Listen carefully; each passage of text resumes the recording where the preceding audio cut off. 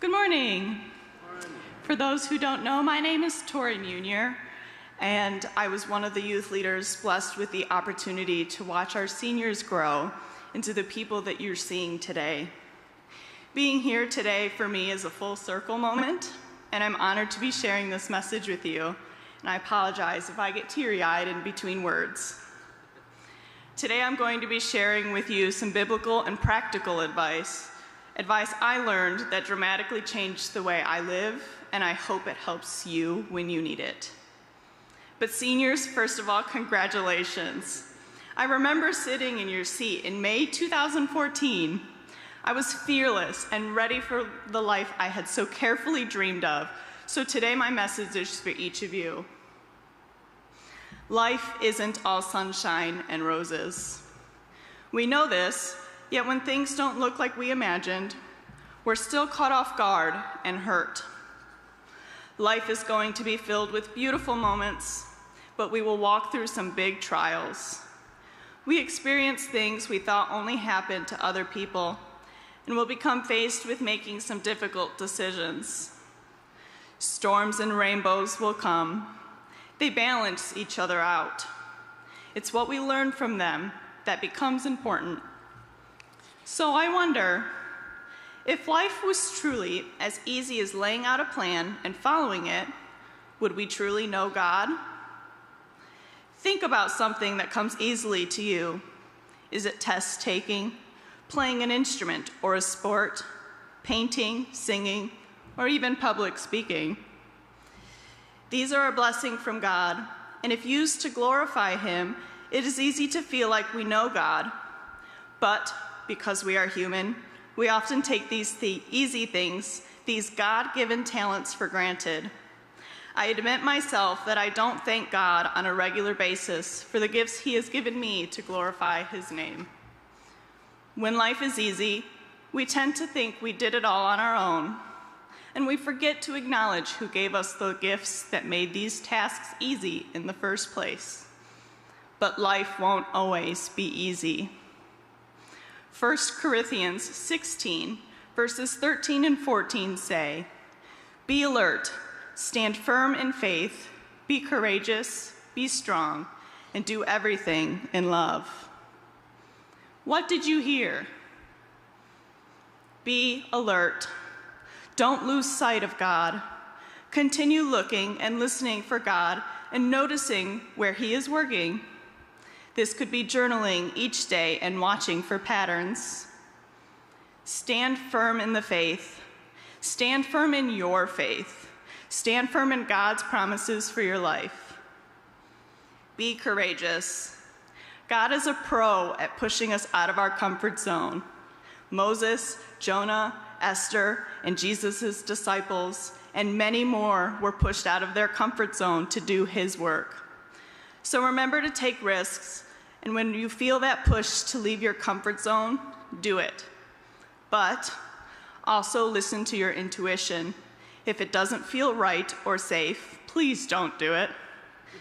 The push to leave your comfort zone should come from God and God alone. Be strong. There will be times when you don't want to get out of bed or face the pain and hurt you're experiencing. This is okay. But remember where true strength comes from, for you can do all things who Christ strengthens you. Do everything in love. Lead with love. Be kind and compassionate towards everyone you meet. Remember how Jesus treats everyone He encounters. He showed them compassion, love, and grace. Love like Jesus. In our young adult Bible study, we are walking through the book of Matthew. In chapter 6, Jesus tells us the cure for our anxiety is to not worry about our life, what we eat, drink, or wear, but to seek Him first. In chapter 11, Jesus says, "Come to me, all who are weary and burdened, and I will give you rest." These key verses teach us exactly what to do when we feel worried and weary. Throughout the book, we also see Jesus say, "Why are you afraid, you of little faith?" I certainly never want to hear Jesus say I have little faith. But every time that I do not put into practice what these key verses say, I'm showing a lack of faith in my Savior. I had plans, and not a single one of them has played out like I imagined. I was going to move away and find a successful career.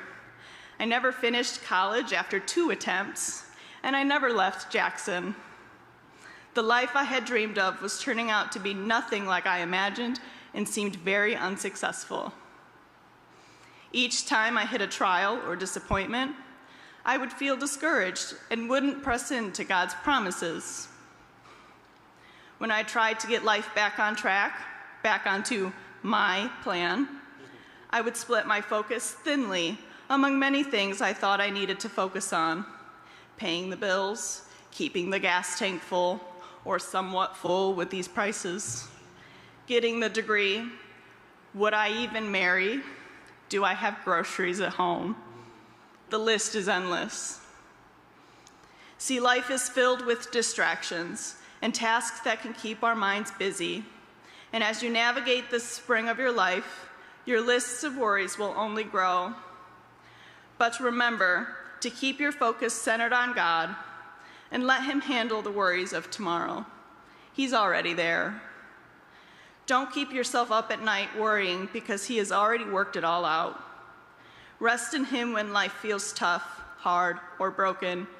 He will provide you with the wisdom to seek the courage and to get back up and stand firm in your faith, the strength to keep going and love like He does.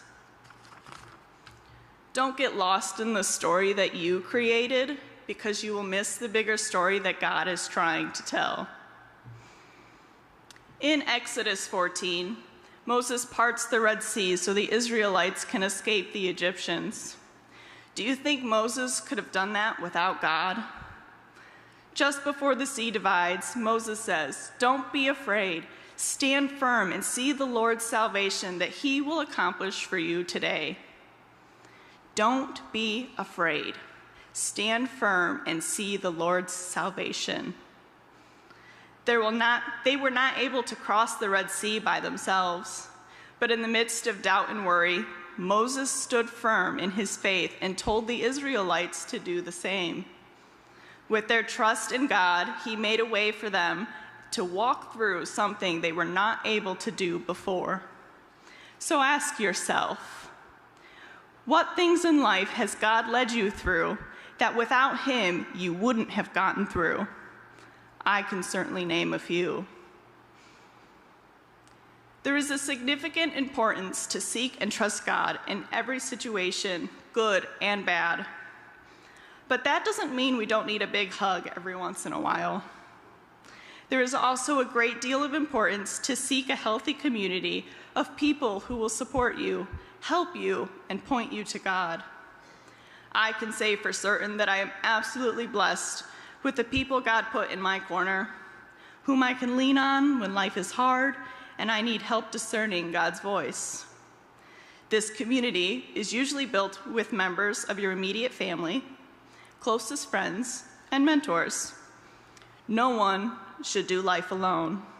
God created Eve for Adam so he wouldn't be alone in the garden. We don't have to do life alone. We weren't created to.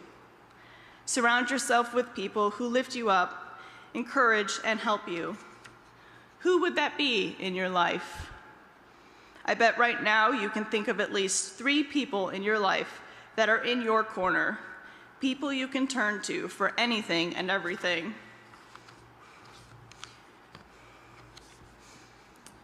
For my sister and I, one of these people is our mom. And I want to share with you a list of practical yet important advice she gave us when we needed it.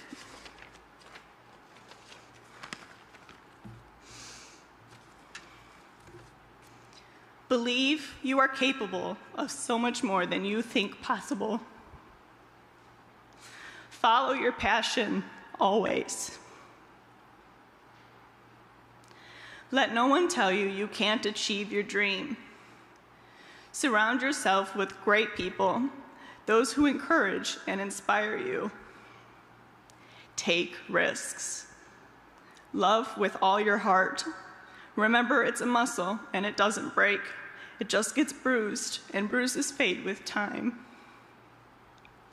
Manage your finances well, but also manage your time well. Learn to enjoy your own company. Never stop learning new skills, new ways of thinking, etc. Trust your intuition. If it feels right, do it. But if you have doubt, don't.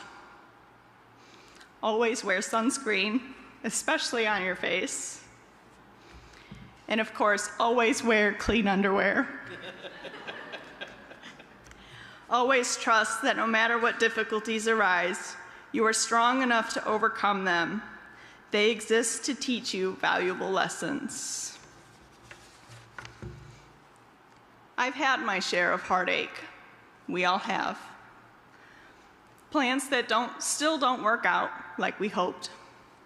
Pain and heartache are a common thing, yet we are rarely taught how to deal with it. When you remember to lean on God and the people in your corner, it becomes a lot easier to walk through trials you never thought you'd walk through. The heartache still hurts, and some days you will find yourself ready to stay curled up in bed. This is okay, but remember to lean on God's shoulder and your community. They have the strength and courage to help keep you moving when you just don't feel like you can. Trust in God's promises for your life. Surround yourself with people who give you good advice, keep your head on straight, point you towards God, and give the best hugs. Seek God. Trust that His promises and plans are better than any plan you could lay out yourself, because they are. Surround yourself with people who will lift you up, and know that with every trial, comes a blessing. We were not made to do life alone, so whose shoulder are you going to lean on? I invite our children, youth, and young adults to stand up where you're seated. Don't be shy. Look around the room, and what do you see? Michael and I are fortunate enough to have this room of people in our corner. And when we need help, and there is not one person in this room today who wouldn't do the exact same for you. So lean on these people in this room. If you're looking for a mentor, friend, or a shoulder, I recommend starting here. You can have a seat. I wouldn't be your communications director if I didn't tell you, seniors, we do have a young adult group. We meet throughout the summer for hiking, game nights, and Bible study, and you're all invited to join us whenever you would like.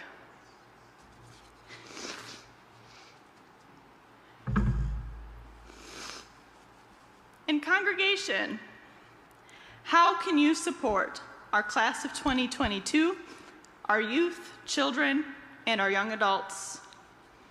Be encouraging. We see enough negativity in the world. Help us remember how much good is still around us. Listen. Listen to us when they share their stories, their pain, and their passions. Culture teaches us that no one cares, and we learn to bottle things up. If we are being open with you, it's because we feel like we can trust you. Pray. Prayer is powerful, and praying for us in these challenging times is so appreciated. Ask. Ask us how you can help. Ask us what we are passionate about, or how we are doing in our daily lives. You may be prompting a conversation we didn't know we needed. Acknowledge who we are today, not who we've been. I can't tell you the amount of times we've heard things like, "I remember when you were in diapers." Comments like this make us feel unappreciated and discourage us from the good work we're trying to do. Trust us. We love this church and congregation just as much as you. We want to see it thrive. Trust us to be a part of the decision-making and share our faith with others and the next generations. A successful life isn't defined by a degree, job title, or how well our plans worked out. A successful life is defined by what you make of the trials and disappointments. Love your job, find joy in your life, surround yourself with your people. A successful life is only considered a success if you are truly happy and living your life with joy, peace, and contentment. Will you pray with me? Lord, let us remember in all stages of our lives the importance of community, the importance of leaning on one another for strength in the hard times and celebration in the joyous ones. May we remember who is in our corner and to seek you first, because you are already at our side every step of the way, delivering the promises you have for our lives. Amen.